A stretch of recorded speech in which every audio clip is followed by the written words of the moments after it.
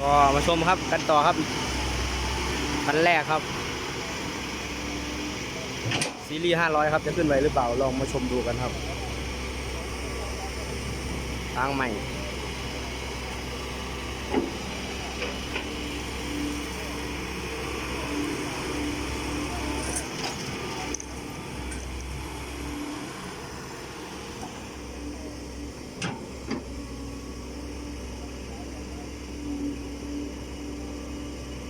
ดินเหนียวนะเหนียวปนหิน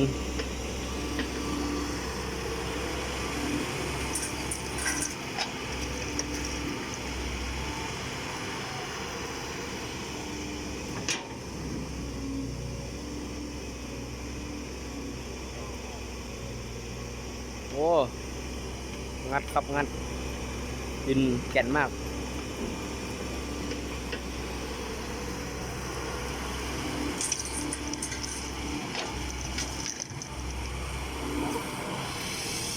งับย่ำทาง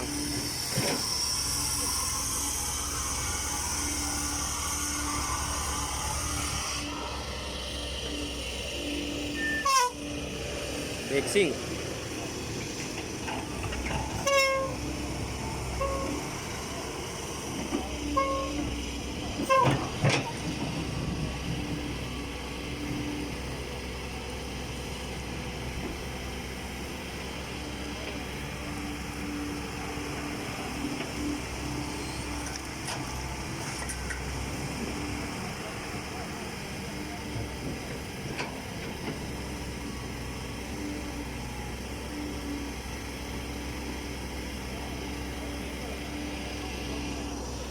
โอ้ดินแก่น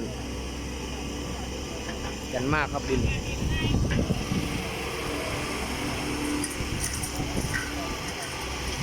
ลมก็อาจจะแรงนะครับ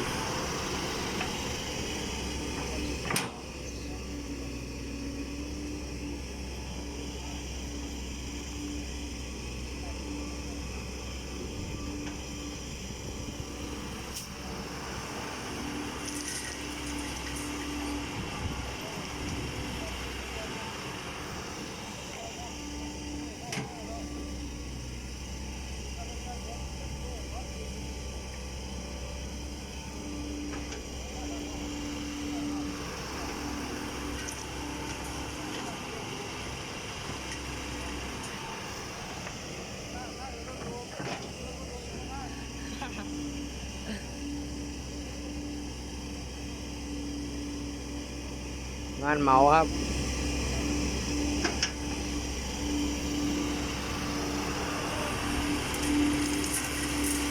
มาดูกันว่า240จะขึ้นไหวหรือเปล่าครับ5 สูบ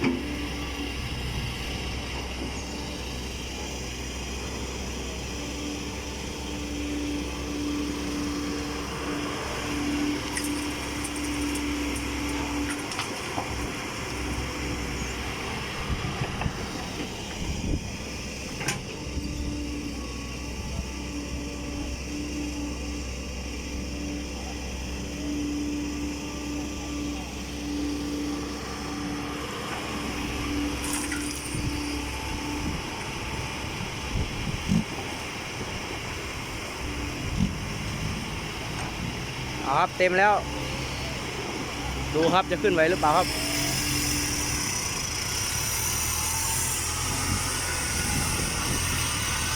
ว้าสบายมากครับเครื่องใหญ่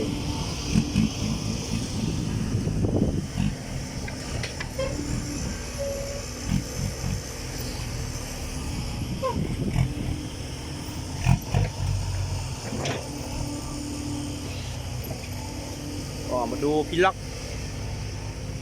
195ครับ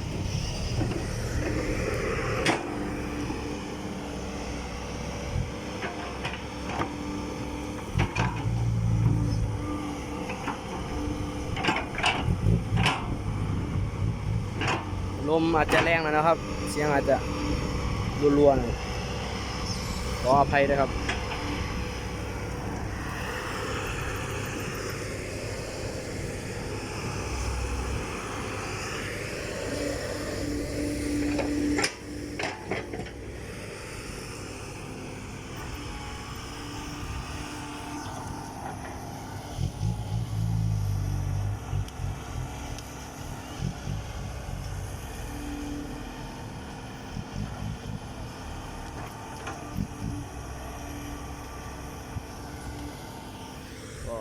อยลงมาแล้ว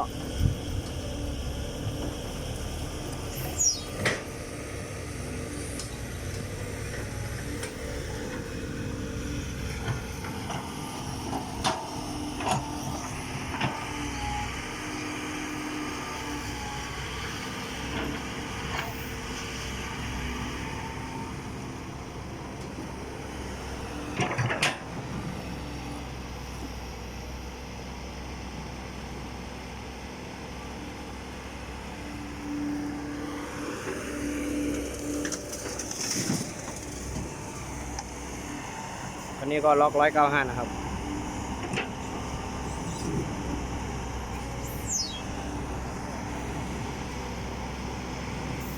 ว้าดินแก่นจริง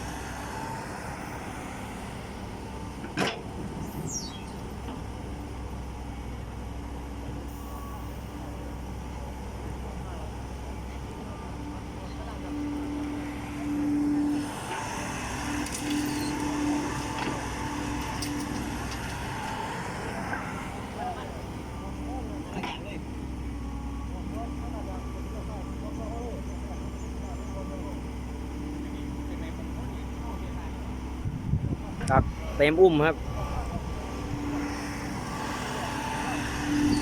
อาการเนี่ยไม่มีโลนะครับแม่โค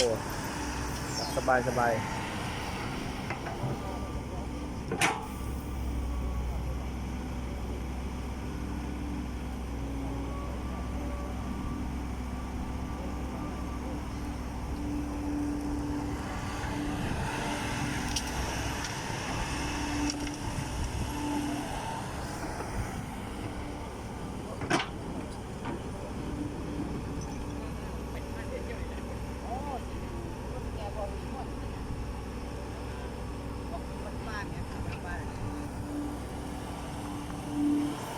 ก็ไปกลับก็20 กว่ากิโล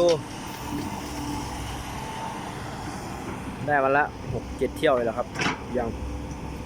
สูงสุดแล้วแต่ละวัน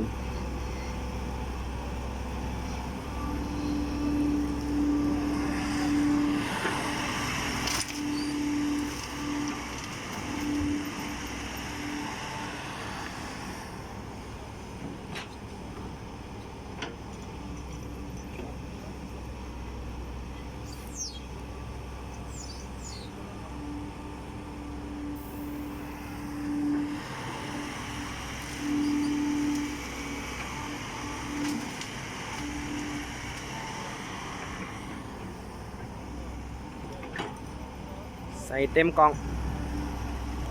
แรงแล้วครับ195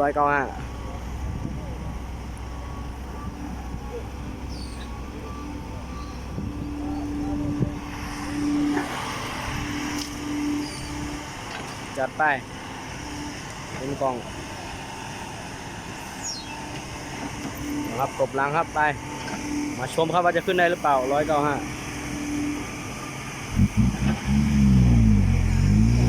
เอาไปแล้ว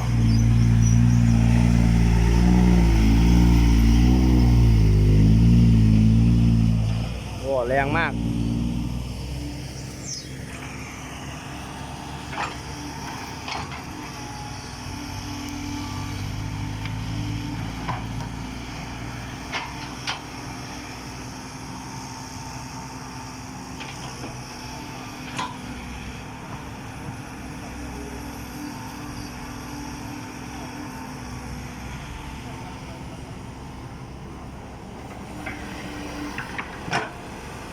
ก็วิดีโอชุดนี้ก็ขอจบไว้เพียงเท่านี้ครับเจอกันใหม่คลิปหน้าครับสวัสดีครับฝากกดติดตามด้วยนะครับ